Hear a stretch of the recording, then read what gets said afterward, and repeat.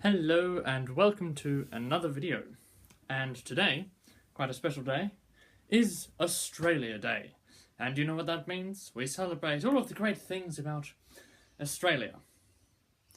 And to be honest with you, I'm not really into that kind of stuff. No. It doesn't really appeal to me, you know. I mean, Australia, it's a great country and all. But I was thinking, you know, it's Australia Day, so why don't I talk about Scotland? Because yesterday, the 25th, is that right? Yes, 25th of January was Robbie Burns' night. And if you don't know, Robbie Burns is the most famous Scottish poet of all time. If you know the poem Auld Lang Syne, he wrote that one. And then My Love is Like a Red, Red Rose, he did that one as well. And he was quite a profound fellow. And his poems, there are only two texts that have been translated in into more languages than his poems, which is the Bible and Shakespeare. So his poems are the third most translated poems of all time. Quite an achievement. Anyway, Scotland, yes. Doing this on Australia Day makes me proud. At least I think today's Australia Day. I don't even know what... Is it? No, yeah. No, today's Australia Day, I think. Anyway, today we'll be talking about Scotland, and more specifically... Oh, God. Oh, no, I might have to reposition the camera. Yes, I'll just reposition the camera. More specifically... Oh, was that going to work? Hold on, let's just see. Yeah, might have to get up. Oh, whoop. Here we go. I'll do this. Yeah, there we go. This works. More specifically, okay, maybe that. Oh, yeah, okay. I can stand here. More specifically, the Scottish flag, yes. Or the Saltire, as this one's known. And in fact, in this video, I'm going to be doing two Scottish flags for you.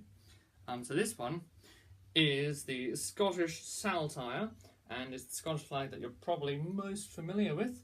As you can see, it is a big, oh, God, hold on. Ugh, I can't stand there. How about... Aha. I've had a genius idea. Hold on to me, viewers.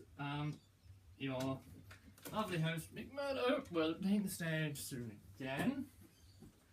I'll just put that there. And put this here. Perhaps. I'm just ever so lucky. Ooh. What does that look like? Is this good for the camera? Hold on. If I move you back a bit, quite ingenious all these contraptions. Oh, that is very heavy. Oh God, there goes the camera. Right.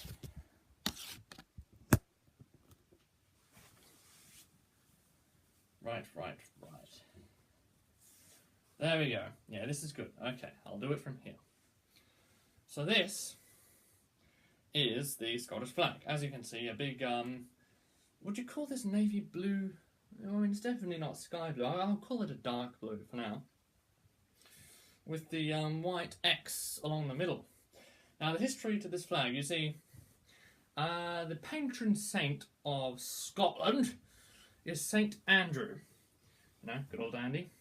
And Saint Andrew, around about the biblical era of Jesus and his crew, he was waltzing around Turkey, spreading the word of God and all that jazz.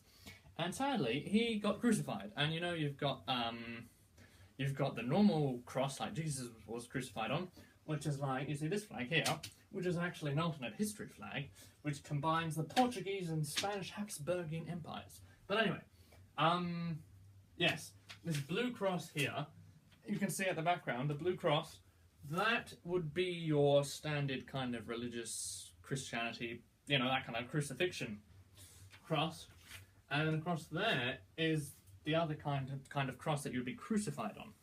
So, Saint Andrew, he got crucified. Don't really know why. Probably because he was spreading Christianity, you know. A bit of a punishment for that back in the day. He was crucified on a cross like that. So instead of, and it's kind of hard to imagine, but I'll put a picture in here now.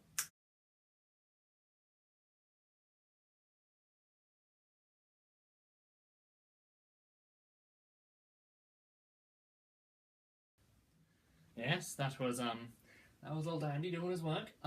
Instead of being crucified with your body along there, he was crucified kind of spread out like that on the cross, as you saw in that picture that I just showed. So, well, actually, the thing was though, he wasn't. I mean, official sources from the Romans, I think it was, or was it the Ottomans? One of the two. Official sources stated that he was crucified on a normal cross, but then rumours and religion and folklore kind of said that he was crucified on a X cross. So yes, St. Andrew was crucified like that. And now what's so important about St. Andrew in Scotland? Because I don't even think St. Andrew was born in Scotland.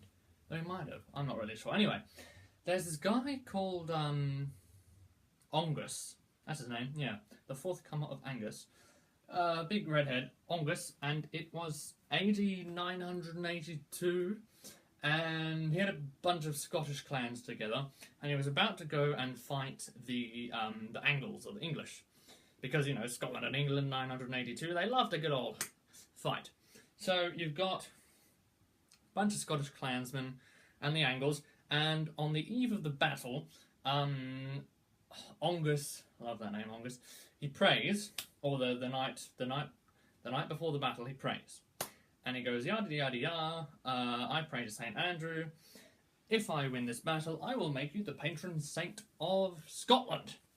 And he actually became the patron saint of Russia, but we'll get onto that later. And he goes, alrighty, St. Andrew goes, alrighty, I'll give you a little dream. So he goes to bed, Angus, that is, goes to bed after praying, and he has this magnificent dream of St. Andrew, who says, because you prayed to me, you'll win the battle. And just make me patron saint of Scotland, please, and Russia. So Angus goes hippily-dibbly-doo, goes off, and they're about to start fighting the battle, and then in the sky, and it's a blue sky in Scotland. I mean, there's 2 seasons in Scotland. There's winter and June.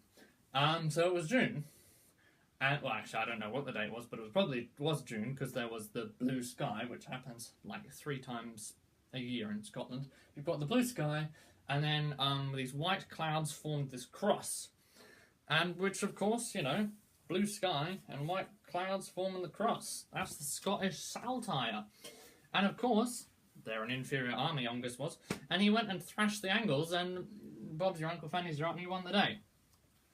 So yitty-doo-yi. And also the word Saltire is derived from the French word Saltire. And of course the French and the Scots love each other because they both hate the English. So yes, that's more or less the Scottish flag, you know, blue sky and the Saltire across. And then yeah, St. Andrew, of course, is now the patron saint of Scotland and Russia. Don't really know why he's the patron saint of Russia, but anyway. And so this is like the government kind of Scottish flag, the official Scottish flag. It's seen on the Union Jack, of course. I'll just always have a Union Jack handy, ladies and gentlemen. Union Jack, you've got the blue background, of course, and you can see the white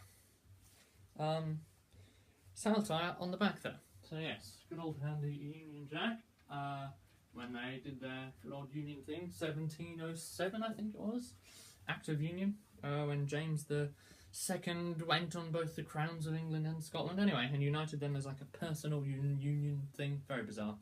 So this is this flag, so it's meant to be flown from 8 AM till, is it 8 AM till 5 PM or 8 AM till sunset on all the government buildings in Scotland.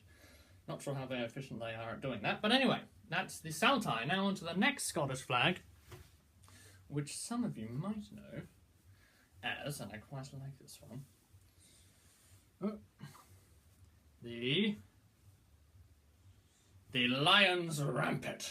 Exactly, a lovely big red good old-fashioned lion, and oh, I'm hitting that aeroplane there. But you see, the Scots and the English, they all, and the Europeans especially, they all love lions, don't they? Yes. So here you go, the Lion's Rampant, which is kind of the royal flag of Scotland. You see, the government is only allowed to use this flag. The royalties can use this flag, which is quite handy. So if you go to, say the Queen is in Edinburgh Castle, or Balmoral or something, they'll have this flag flying, which is quite nice, I think. You know, good old Queen doing her stuff. Anyway, so that's that flag, and it first appeared with King Malcolm III in 1058. Check that date. It's definitely in the tens. But yeah, Malcolm III, King of Scotland, 1058. He paraded around, just with the lion, not with the flag, but just with the lion on his shield. And from then on, the lion kind of became a monarchical royal symbol of Scotland. So, with that underway, there was then King Alexander II of Scotland, and it was 1222. Yes, King Alexander of Scotland, 1222 the years, and King Alexander II of Scotland thought that he would make the Alliance Rampant, found on Malcolm III's shield, into the royal flag of Scotland. So, yeah, that was in 1222. Alexander II did that, except, as you can see, it has the border.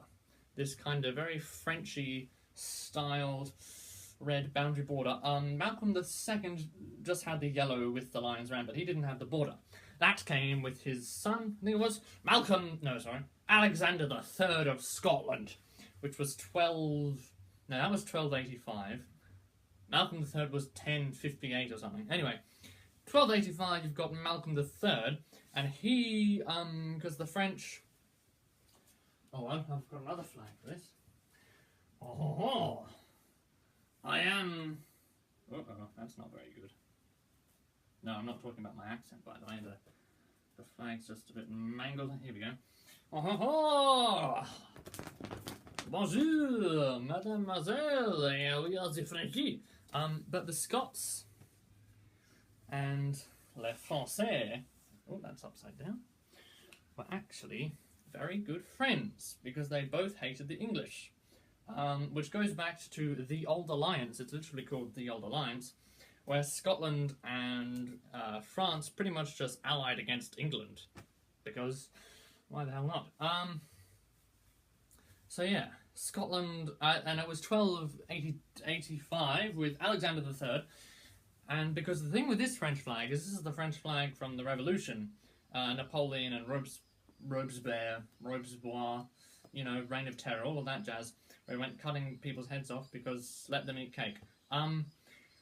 But the French flag at the time of that would have actually just been white with yellow, like you see these, that thing, that lovely spirally thingo, that's like a kind of French symbol.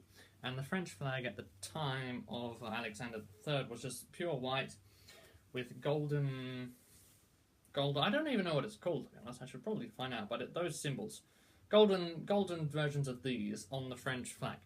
And of course the Scots and the French loved each other, so Alexander III thought, alrighty, I'll put a border on what Alexander II, my wee granddaddy, or dad probably it was, and so he put that French-styled border on, which was quite nice of him. So there you go, a wee bit of history about the Saltire of Scotland and the Royal Lions Rampant of Scotland. So until next time, dear viewer.